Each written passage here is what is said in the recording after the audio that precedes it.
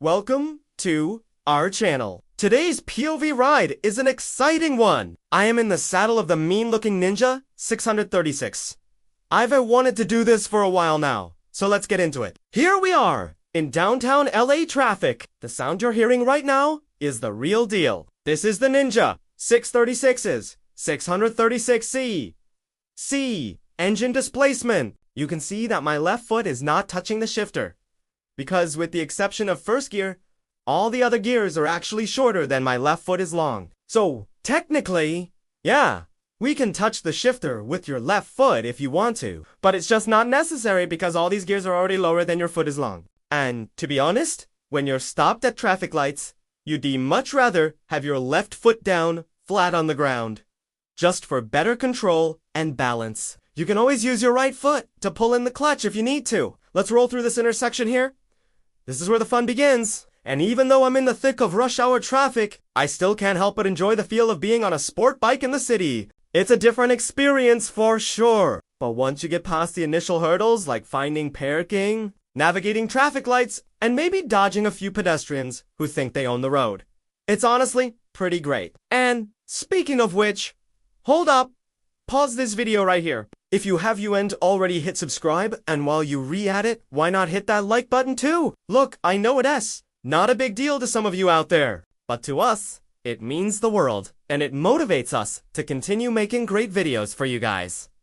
Okay, back to the video. I think part of what makes riding a motorcycle through the city so enjoyable is that you can get almost anywhere faster than the average car. Not only that, but motorcycles require so little space that you can literally go anywhere. I mean, look at how easy it is to weave through traffic. I'm basically taking the shortest path between any 2 points by going directly between lanes. Even when there's any space, I can just put my feet down and wait until there is. Just remember to keep your knees tucked in nice and tight in case you have to put your feet down. If your knees are tucked in tight enough and you have to slam on the brakes and put your feet down, you could easily scrape those Speaking of which, this bike is absolutely gorgeous in this lime green color. Now granted, I would probably prefer the blacked out version of this bike, but this green color is certainly eye-catching.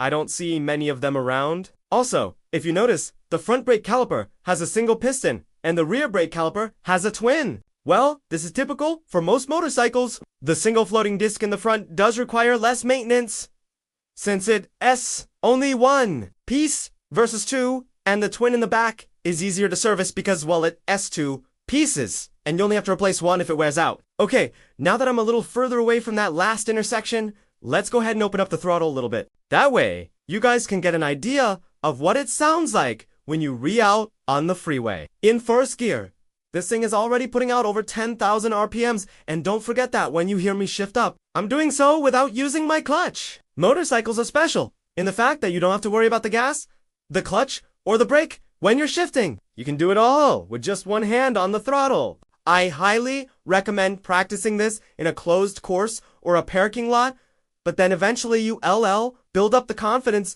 to do it on the street like I am doing right now. Now, I wouldn't necessarily call this bike fast, but it's quick. There's a difference.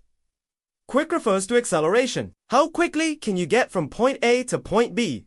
Whereas fast refers to top speed. How quickly can you get to a high speed? And how high can you go? For example, this Yamaha R1 is fast. It can reach a top speed of over 180 miles per hour. But it's not really quick because it takes a while for it to get there. Whereas this Suzuki Hayabusa is neither fast nor quick. Sure, it can hit a top speed of nearly 190 miles per hour, but it also takes forever to get there. On the other hand, the Kawasaki Ninja 400 that I reviewed previously is both quick and nimble, but it's definitely not fast. Its top speed is just shy of 110 miles per hour. Now, the ZX6 falls somewhere in the middle. It's quicker than the Yamaha R1 because it gets to its peak horsepower at just over 12,000 RPMs. And it's faster than the Ninja 400 because it can hit a top speed of close to 160 miles per hour. But it's not quite as quick as the Ninja 400. since it doesn't make peak horsepower until well over 13,000 RPMs. As you saw, there were a few cars merging onto the freeway. They kinda just cut in front of me, which was no problem because this bike has so much power on tap. I was able to simply twist the throttle and accelerate right past them. As we come up on this off-ramp, I'm gonna get off and show you guys the bike from another angle. Just listen to the exhaust note here. Even when I get off the bike, you can still hear how loud this thing is. It's not obnoxious by any means, but you definitely know that I'm coming. This bike is super comfortable.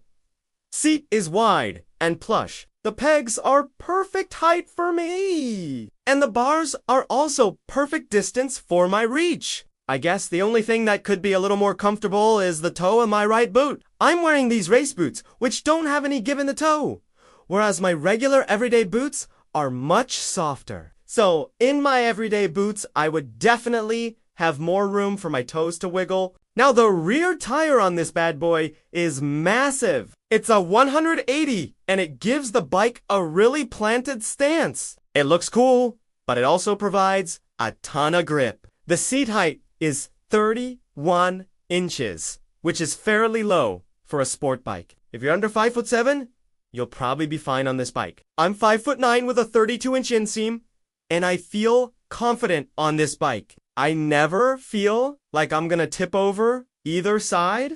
However, the mirrors are definitely a pain in the ass. They're tiny. I mean, really tiny. You won't be able to see anything behind you unless you turn your head 90 degrees and look over your shoulder. We're getting close to the end of our POV ride here, but I just had to take one last shot of this bike before we get to the studio. This is the view looking down the tank. You can see that signature LED headlight up front, and just below that is the windscreen. Which reminds me, I didn't get a chance to talk about how comfortable this bike is in terms of wind protection. But I feel like I was fully protected from the wind and the bugs. Maybe it's the bigger brother to the Ninja 650, which is known for being ultra comfortable. I don't know. All I know is that I rode behind this guy for several miles and never felt fatigued or cold. That's a wrap, folks. Thanks for joining me today on this POV ride on the 2022 Kawasaki Ninja Z X. Don't forget to hit subscribe and check out my full review of this bike. We'll see you next time.